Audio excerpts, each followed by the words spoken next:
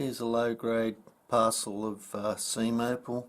It's actually come out of a large parcel, and this was the bottom end of it.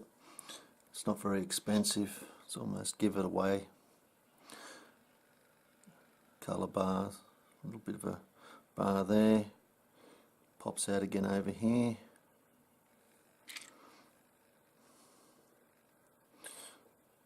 Just interesting potch, some of this stuff with inklings of colour. A little bar, piece of colour popping out there.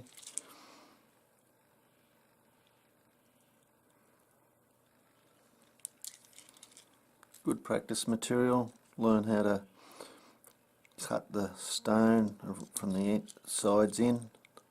Always looking for a bar.